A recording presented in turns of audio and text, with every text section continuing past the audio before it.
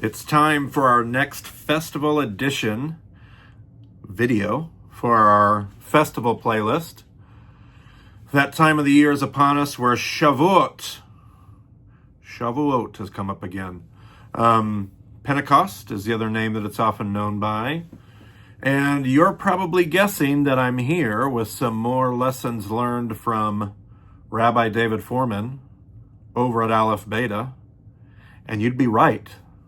Rabbi Fohrman's one of the places that I almost exclusively go for good Shavuot lessons and learning.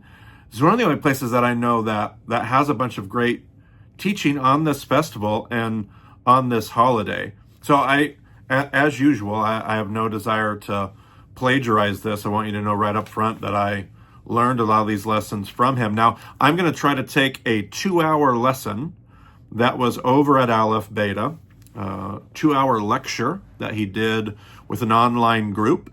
And I'm going to try to condense it into 20 minutes. I say that because not only do I not want to plagiarize, I also want to help promote what he's doing and allow you to go over there and learn from yourself. You can imagine if I'm going to take 20 minutes to do what he did in 2 hours, there's so much more that I'm not going to touch, and so much of his explanation that just gives it so much more color and depth. And so I'm going to put a link to that teaching in the description of this video.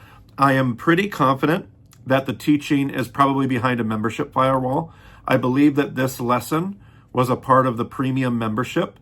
And I understand the premium membership over at Aleph Beta is not necessarily cheap for many of you. And if it's something that you're able to invest in, I don't think you will not be disappointed. I actually just got an email this morning from a listener that said, hey, I took you up on your, a podcast listener that said, I took you up on your continual references to Aleph Beta. I got myself a premium membership. And he listed all the courses that he had gone through and the way that it had really helped him and impacted him. And so I know it's not for everybody, which is kind of why I'm here sharing some of the things I learned with you. But for those that it is and want to explore and try out a membership, you could and should do that. But I don't know a lot of other places where I've learned a lot about Shavuot and the holiday of Pentecost, which is really a good segue because that is in a lot of ways where Rabbi Fohrman started his discussion. He did his typical, he started his teaching by, here's all these questions that I have about this passage from Leviticus 23 that talks to us about Shavuot. And and Fohrman's just masterful at taking all these questions and laying them out before you as a form of introduction. I'll let you listen to that from him, but he had all these questions and he said, Shavuot is really, it feels kind of like an outlier, right? It feels like, in some ways, the enigma of the festivals. Because what is the festival about? It's just so different. It's so odd. In all the other Levitical festivals, pilgrimage festivals, they're multi-day celebrations. You're supposed to travel for Passover and unleavened bread, multi-day festival. You're supposed to travel for Sukkot, a multi-day, week-long festival. And then you're supposed to travel for this one-day Shavuot festival. So it's just such an odd thing. We're told that rabbinically, we're told that what we're celebrating is the giving of Torah. In the text itself, it's described as a harvest holiday. So, which is it? What are we supposed to be focused on? And we did a video on that, I think last year, maybe 2 years ago, on this playlist about that. So you can go back and watch that if you wanted some cool rabbinical wisdom on why that is. We're told that when we celebrate Shavuot, we're supposed to invite all of the disenfranchised, those on the fringes, the poor, those that don't have, we're supposed to invite them into our Shavuot celebrations. Why is that? But more importantly, how are we supposed to celebrate this? What does this look like? What is the driving? It's different than all the other festivals. Passover is pretty straightforward. We're celebrating the Exodus story, our rescue from Egypt. You can look at Yom Teruah, what some people call Rosh Hashanah.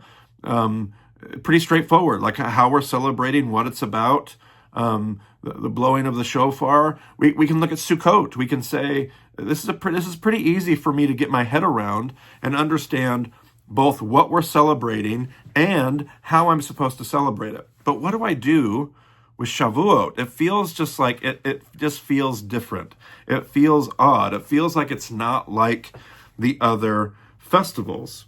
And so Fohrman went to the rabbinical catalog of wisdom, the Midrash, and he started pulling from the Ramban. Nachmanides was his actual name. They call him, his rabbinical code name is Ramban.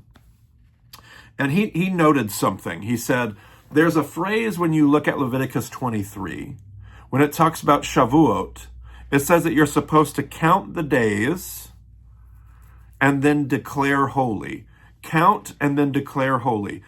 Do this counting and then declare it holy. And Rambam said that's a unique phrase, and it actually only shows up one other time. This idea of counting and declaring holy. Counting and declaring holy only shows up one other time. It's actually right after this. It's in Leviticus 25. It's less than 2 chapters later when Leviticus is talking about what's called the Yovel, or the Jubilee year.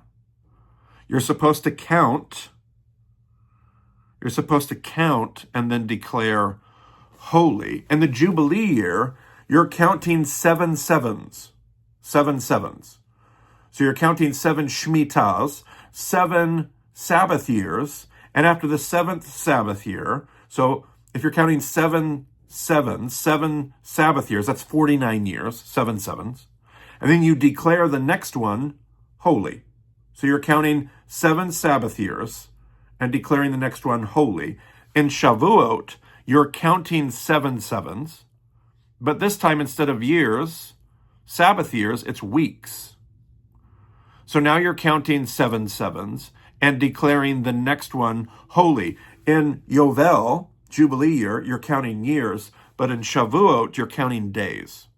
But the principle is exactly the same. The rhythm is exactly the same. The commandment is exactly the same, except instead of years, it's days. So count 7 sevens and then declare the next year or the next day holy. There must be a connection. In fact, the Ramban said this, according to Rabbi David Fohrman. The Rambam, his exact quote was, the inner meaning between these two celebrations, between Yovel and Shavuot, their inner meaning of both, is the same. So according to Rambam, his wisdom was these two ideas of Jubilee and Shavuot are, whatever the essence is, whatever the principle is, it's exactly the same principle, whether I'm celebrating this or that. And so what Fohrman did is Fohrman said, well, we seem to maybe have a better grasp. Maybe it's easier to understand Yovel, the Jubilee year.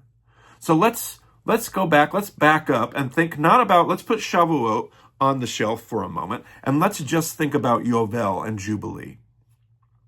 He said, let's just try to learn what is the center of, let's try to find if the essence, if the inner meaning, as the Ramban put it, of both of them is the same. Let's try to figure out what the inner meaning of Yovel is so that we can try to find the inner meaning of Shavuot. We did a similar exercise in one of our other videos, also at the leading of Rabbi David Fohrman. But this teaching was different than the last one we did.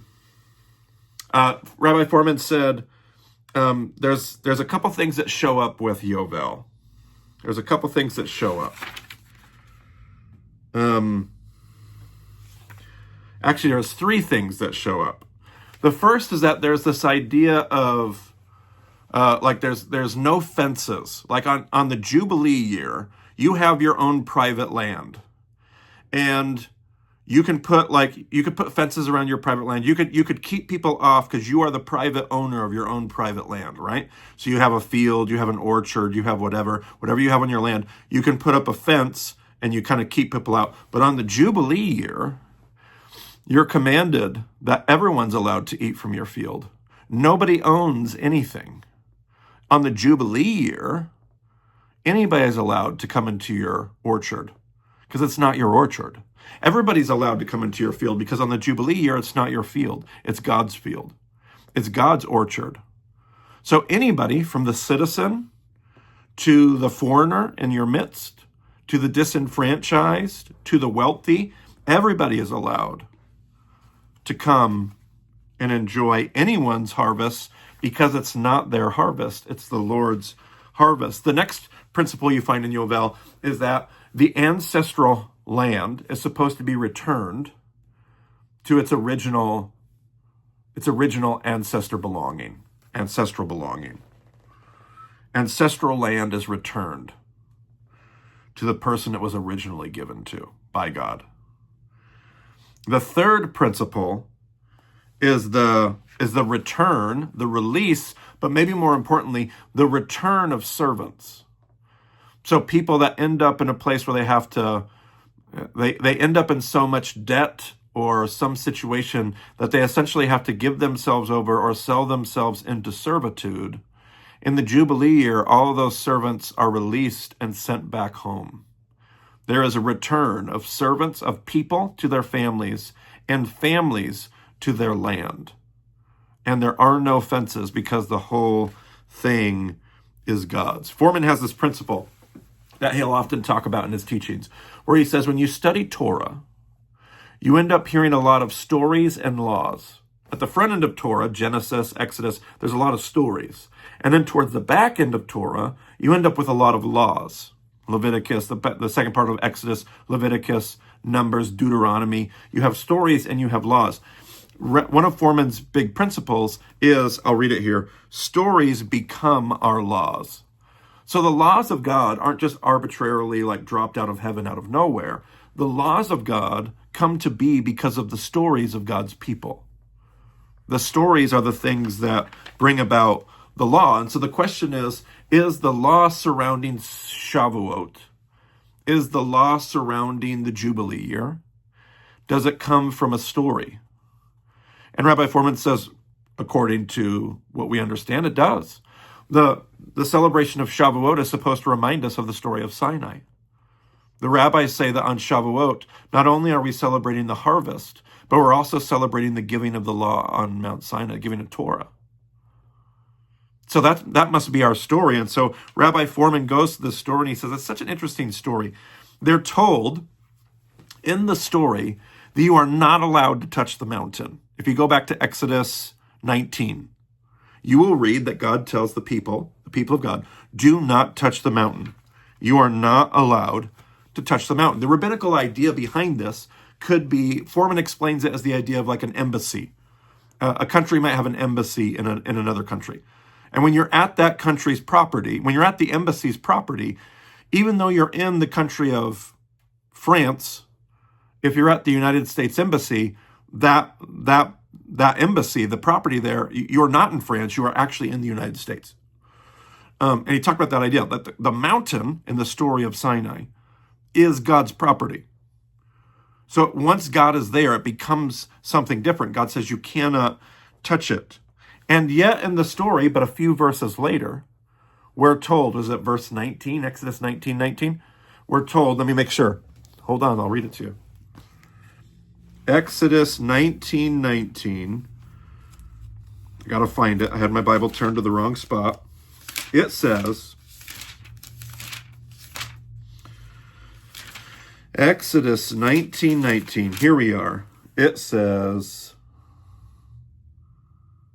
oh, that's a little bit later. Let's see here. We're told in Exodus 19 that God blows, they hear the sound of the Yovel, which is the sound of the shofar. Notice it's the same shofar blast that the Jubilee year is named after. So you have a connection. You have a tie here between Yovel. In the literature, you have a tie between Yovel and Shavuot. Not just in Leviticus, but also in the Exodus story, right? They hear the Yovel and God says, everybody come up on the mountain.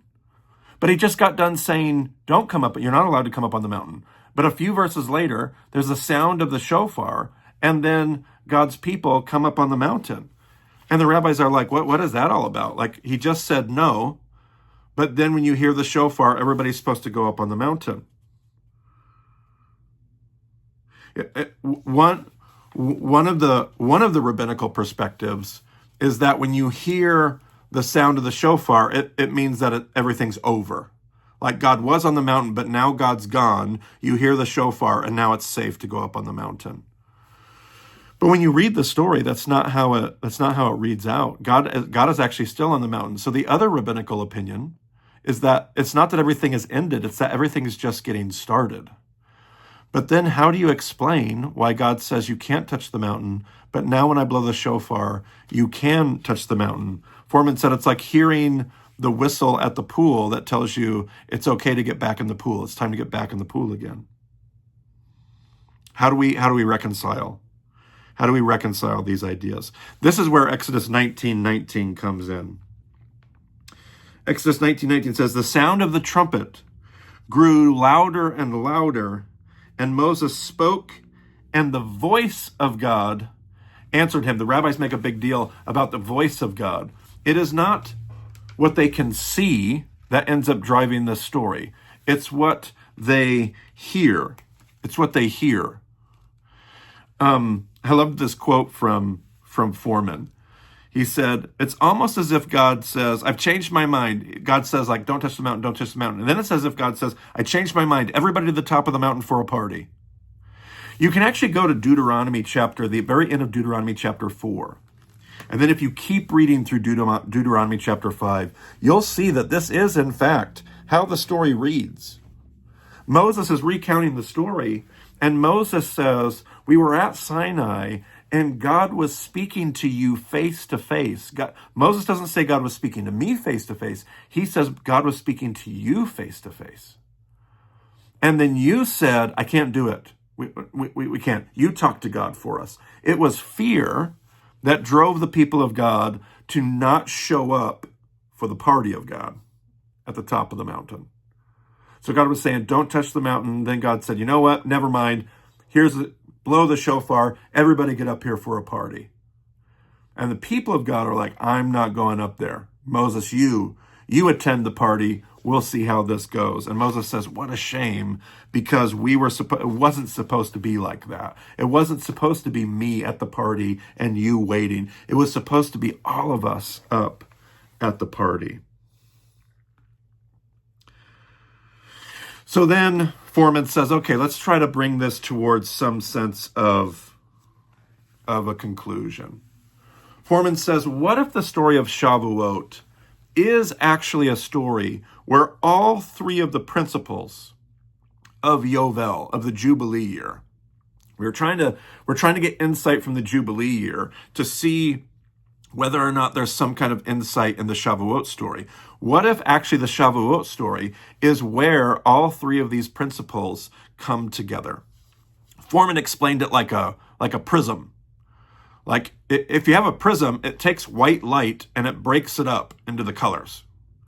Red and green and yellow, or whatever the colors are that you might see in a prism. It takes white light and it separates it.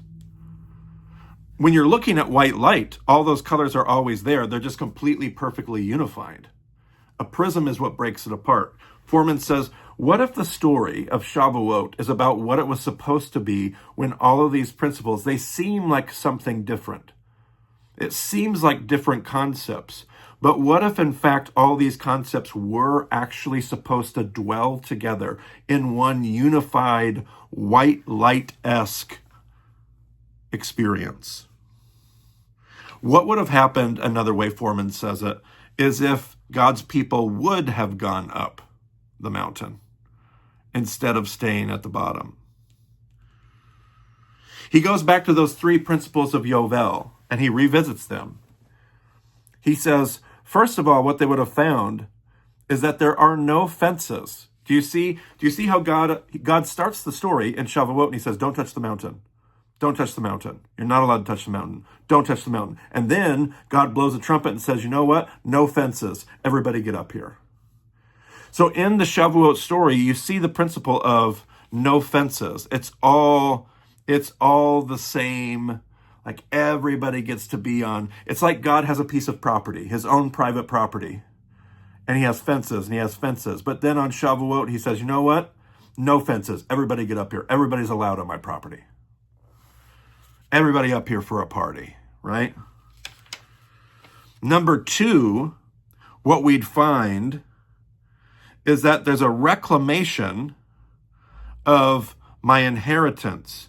I was alienated. I was alienated from my ancestral homeland, but now I'm brought back. Fohrman says the way to imagine Shavuot is to go back to the Garden of Eden. You see, the Garden of Eden was a place where there were no fences. God's land was our land. God's property was our property. We all dwelled together as a part of one big household, God's household in the Garden of Eden. So if those fences go down, and if I'm able to rejoin God on his property, it's as if I'm being returned to my original ancestral homeland, the Garden of Eden. Fohrman says, the story is in a lot of ways, Shavuot is a story about freedom from the slaves. In the Shavuot story, it's slaves that have been redeemed from Egypt. So the story is about freedom. Yovel was about freedom of slaves. You have to let all the servants, you have to let all the slaves go. They get to go back home to their homeland. Fohrman actually has a little bit of a vamp on his teaching where he says, what's interesting is that the slaves weren't free when they left Egypt. The slaves weren't truly free until they had been brought back into this family, until they had been given that new identity, until they had been rescued. It's not just as easy as getting you out of Egypt geographically. It's that you've got to also find a new place to belong. These are the principles of Yovel, and this is the principle of Shavuot. It's like a little mini Garden of Eden reminder. And Fohrman has this great closing, and I'm not even going to use it because I don't want to plagiarize it. And you have to go listen to the teaching yourself if you get the opportunity, because it's just so good. Fohrman will explain how this really it's not its own celebration. This is the same celebration as Passover. This is the same celebration of freedom. This is the same celebration. Why does this holiday seem so different? Because it's not actually different. It's actually a part of all the other celebrations. Whatever it is that the Jubilee year was supposed to teach us every 50 years, Shavuot is supposed to teach us every year. We don't want to wait every 50 years to learn these principles that I'm only going to learn, once in a lifetime? How well am I going to learn that lesson, right? I can't have a lesson that I only learn once in a lifetime. And Shavuot takes those same lessons of the Jubilee year and it brings them into an annual cycle and says, let's learn those lessons every single year. Let's remember what those things are. Let's remember what it's like. Let's have an annual reminder of the party. Let's have an annual reminder of what the Garden of Eden could be. Let's mimic in our own lives what God was trying to build with us before we were separated, before there were fences, before we got alienated from our spiritual ancestral homeland, before we found ourselves in bondage to so many things and works of injustice in the world. Let's remind ourselves of what the world of God looks like when it's done appropriately. And let's remind ourselves of that every single year, because that is the thing we're supposed to work for. That is the thing we're supposed to strive after. That is the thing that we're going to partner with God in every single year.